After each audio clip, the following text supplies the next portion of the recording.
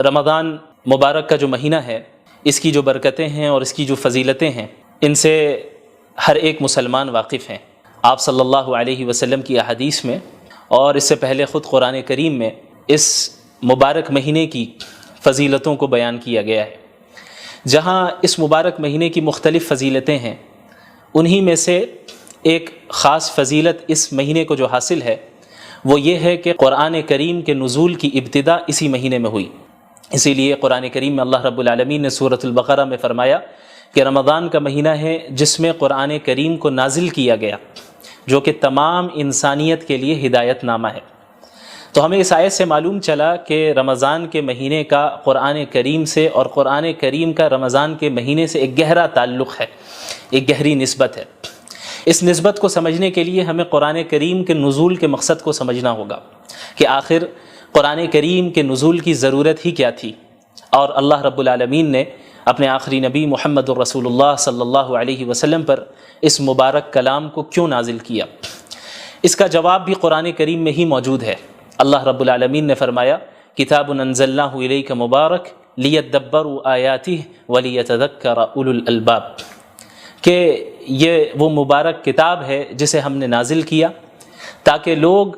اس مبارک کتاب میں تدبر کر سکیں، غور و فکر کر سکیں، اور عقل والے اس سے نصیحت حاصل کر سکیں۔ ان ھذا القرآن یہدی للتی ہی اقوم، یقیناً یہ قرآن کریم ایک ایسی کتاب ہے جو بالکل سیدھے راستے کی طرف رہنمائی کرتی ہے اور ہدایت دیتی ہے۔ لہٰذا ہمیں معلوم چلا کہ قرآن کریم کے نزول کا مقصد تمام انسانیت تک ہدایت پہنچانا ہے، اور تمام انسانیت کے لیے ایک ایسا راستہ واضح کرنا ہے جس راستے کو اختیار کر کے ایک بندہ ہمیشہ ہمیش کی جنت میں داخل ہو سکے اور جہنم کے عذاب سے اپنے آپ کو بچا سکے۔ یاد رکھیں کہ اللہ کے نبی صلی اللہ علیہ وسلم تلاوت کلام اللہ اور قرآن کریم کو پڑھنا، اس کا دور کرنا، اسے سمجھنا، اس کی تعلیم دینا تو پورے سال آپ صلی اللہ علیہ وسلم کا یہ معمول تھا، لیکن رمضان المبارک میں مزید اہتمام کے ساتھ آپ صلی اللہ علیہ وسلم اس عمل کو انجام دیتے، یہاں تک کہ حضرت جبریل علیہ السلام ہر سال رمضان کے مہینے میں آپ صلی اللہ علیہ وسلم کے پاس تشریف لاتے اور قرآن کا دور ہوتا، اور آپ صلی اللہ علیہ وسلم کی زندگی کا جو آخری رمضان تھا اس میں حضرت جبریل علیہ السلام کے ساتھ اللہ کے نبی صلی اللہ علیہ وسلم نے 2 مرتبہ قرآن کریم کا دور کیا۔ تو قرآن کریم کا نزول اسے پڑھنے، سمجھنے اور اس سے ہدایت حاصل کرنے کے لیے ہوا ہے، اور کسی بھی کتاب سے فائدہ اسی وقت ہم حاصل کر سکتے ہیں، خصوصاً قرآن کریم سے ہدایت ہم اسی وقت حاصل کر سکتے ہیں کہ جب ہم قرآن کریم کو سمجھیں،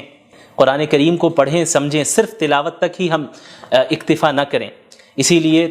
اللہ تعالیٰ نے انبیاء علیہ الصلاۃ والسلام، خصوصاً محمد الرسول اللہ صلی اللہ علیہ وسلم کے متعلق سورۃ الفرقان میں یہ بات بھی اللہ رب العالمین نے بیان فرمائی کہ وقال الرسول یا رب ان قوم اتخذوا هذا القرآن مہجورا۔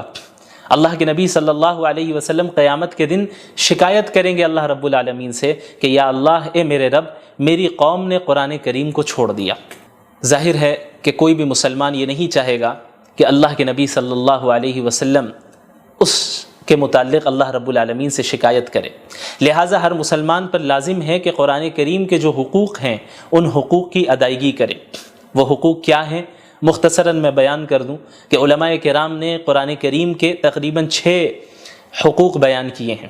سب سے پہلا حق تو یہ ہے کہ پورے قرآن کریم پر ایمان لانا کہ اللہ رب العالمین نے اس کلام کو نازل کیا ہے، اس کے الفاظ بھی اللہ کے ہیں، اس کے معنی بھی اللہ کے ہیں، اور اس میں کسی بشر کے کلام کا کوئی دخل نہیں، کسی مخلوق کے کلام کا کوئی دخل نہیں۔ سورۃ الفاتحہ سے لے کے سورۃ الناس تک ایک ایک آیت بلکہ ایک ایک حرف اللہ رب العالمین کی جانب سے نازل کردہ ہے، اور اس کی اتباع کرنا قیامت تک کے لوگوں کے لیے واجب ہے، ضروری ہے، اور اس سے انحراف اختیار کر کے کوئی بھی شخص کامیابی حاصل نہیں کر سکتا۔ قرآن کریم کا دوسرا حق ہے اس کی تعظیم کرنا، کہ چونکہ یہ ایک مقدس کتاب ہے، یہ اللہ کا کلام ہے، یہ کسی عام انسان کا کلام نہیں ہے، کسی مخلوق کا کلام نہیں ہے، یہ اللہ رب العالمین کے ڈیوائن ورڈز ہیں، یہ اللہ رب العالمین کے الفاظ ہیں، اس کے معنی ہیں، اور اس کی طرف سے نازل کردہ کلام ہے، لہٰذا اس کلام کی اس طرح تعظیم کی جائے جس طرح تعظیم کرنا رسول اللہ صلی اللہ علیہ وسلم نے ہمیں سکھایا ہے۔ اسی طرح قرآن کریم کا جو تیسرا حق ہے وہ قرآن کریم کی تلاوت کرنا ہے، چاہے قرآنی آیتوں کا مطلب سمجھ میں آ رہا ہو یا نہ آ رہا ہو، یہ ایک مستقل عبادت ہے اور یہ ایک مستقل قرآن کریم کا حق ہے کہ ہم قرآن کریم کی تلاوت کریں، جیسا کہ قرآن کریم میں اللہ رب العالمین نے انبیاء علیہم الصلاۃ والسلام کی بعثت کے مقاصد کا ذکر کیا، رسول اللہ صلی اللہ علیہ وسلم کی بعثت کے مقاصد کا ذکر کیا، تو وہاں پہ اللہ کے نبی صلی اللہ علیہ وسلم کے متعلق اللہ نے فرمایا یتلو علیہم آیاتی، کہ وہ قرآن کریم کی آیتوں کو تلاوت کر کے سناتے ہیں، اس کی تعلیم بھی دیتے ہیں اور اس کی تلاوت بھی کرتے ہیں۔ تو تعلیم کو الگ ذکر کیا گیا اور تلاوت کو الگ سے ذکر کیا گیا، جس سے معلوم چلتا ہے کہ قرآن کریم کی تلاوت کرنا چاہے وہ سمجھ میں آئے یا نہ آئے، یہ ایک مستقل عبادت اور یہ قرآن کریم کا ایک مستقل حق ہے۔ اسی طریقے سے قرآن کریم کا جو چوتھا حق ہے اور بہت اہم حق ہے وہ ہے قرآن کریم کو سمجھنا،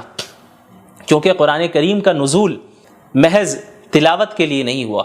قرآن کریم کا نزول محض رقیہ کرنے کے لیے نہیں ہوا، قرآن کریم کا جو نزول ہوا ہے وہ اس میں تدبر کرنے کے لیے ہوا ہے، جیسا کہ اللہ نے فرمایا کتاب انزلناہ الیک مبارک لیدبروا آیاتہ، کہ ہم نے اس مبارک کتاب کو آپ پر نازل ہی اس لیے کیا ہے تاکہ لوگ اس میں تدبر کریں، غور و فکر کریں۔ لہٰذا یہ ہر مسلمان کی ذمہ داری ہے کہ اپنے رب کے کلام کو سمجھیں، سیکھیں، اور خصوصاً رمضان المبارک میں قرآن کو پڑھنے، اس کی تلاوت کرنے اور اس کو سمجھنے کا اہتمام کریں، کثرت کے ساتھ کریں، چونکہ اس مہینے کا قرآن کریم سے بڑا گہرا تعلق ہے۔ اسی طرح قرآن کریم کا جو چوتھا حق ہے وہ ہے قرآن کریم پر عمل کرنا، چونکہ دین اسلام محض ایک آئیڈیالوجی نہیں ہے، محض ایک فکر نہیں ہے یا کوئی فلسفہ نہیں ہے کہ جسے کسی نے پیش کر دیا اور جس کا عملی زندگی سے کوئی تعلق نہیں ہے، بلکہ قرآن کریم ایک پریکٹیکل زندگی گزارنے کی ہدایت کرتا ہے اور اس میں رہنمائی کرتا ہے کہ ایک مسلمان اپنی زندگی کو کس طرح گزارے، ایک انسان اپنی جلوت کو اور اپنی خلوت کو کس طرح گزارے، پبلک لائف اور پرائیویٹ لائف میں کس طرح لوگوں کے ساتھ معاملات کریں، اس کا اللہ کے ساتھ کس طرح تعلق ہو، اس کا اپنے نفس کے ساتھ کس طرح تعلق ہو، ان ساری چیزوں کے متعلق قرآن کریم رہنمائی کرتا ہے۔ لہٰذا یہ ضروری ہے کہ ہم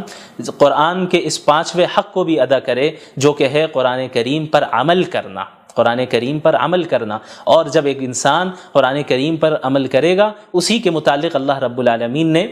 کامیابی اور نعمتوں کا وعدہ کیا ہے، جیسا کہ کئی جگہ آپ کو قرآن کریم میں اس کا ذکر ملے گا، ان الذین آمنوا وعملوا الصالحات، الذین آمنوا وعملوا الصالحات، جنہوں نے ایمان لایا اور جنہوں نے نیک اعمال کیے، یعنی قرآن کریم پر عمل کیا، لہٰذا عمل کرنا یہ قرآن کریم کا پانچواں حق ہے اور بہت اہم حق ہے۔ اسی طرح قرآن کریم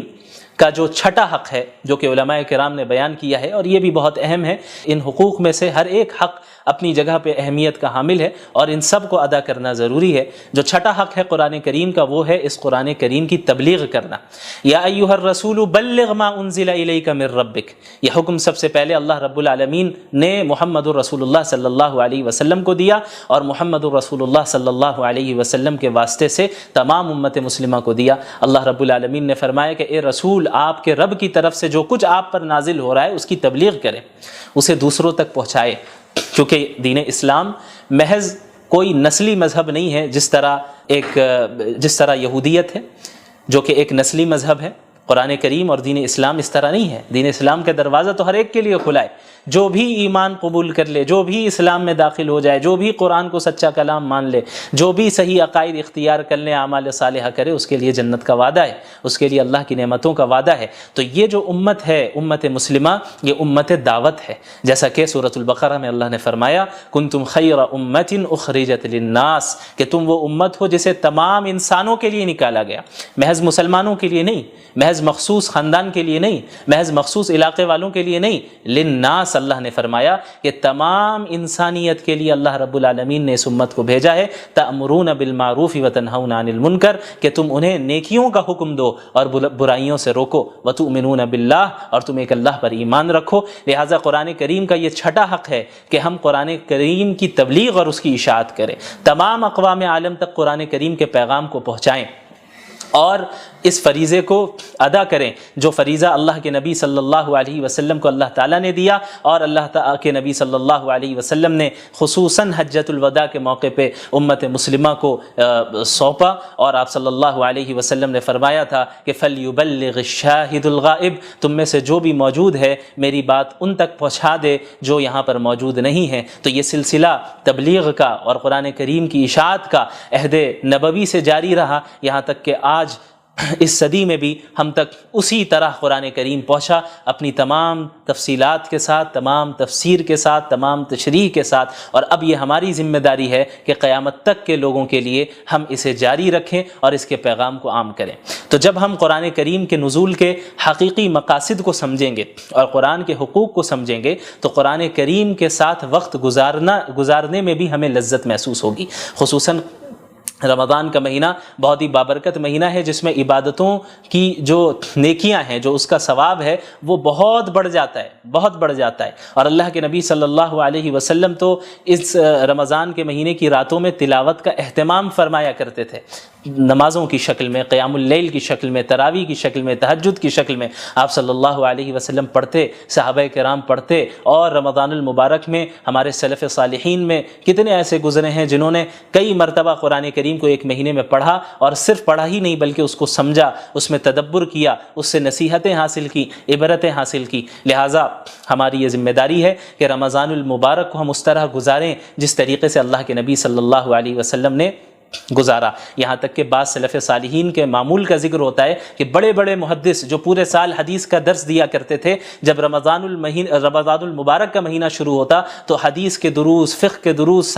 ساری چیزوں کو موقوف کر دیتے اور مکمل طور پہ اپنے آپ کو قرآن کریم کے درس، قرآن کریم کی تدریس کے ساتھ مشغول کر دیا کرتے ہیں، اس کو پڑھنے اور اس کو پڑھانے میں اپنے آپ کو مصروف رکھتے کہ چونکہ اس مبارک مہینے کا قرآن کریم سے بڑا گہرا تعلق ہے، لہٰذا اس مبارک مہینے میں ہم زیادہ سے زیادہ قرآن کریم کے ساتھ ہی وقت گزاریں گے۔ اللہ رب العالمین ہم سب کو ان باتوں پر عمل کرنے کی توفیق عطا فرمائے۔ وآخر دعوانا ان الحمد للہ رب العالمین، والسلام علیکم ورحمۃ اللہ وبرکاتہ۔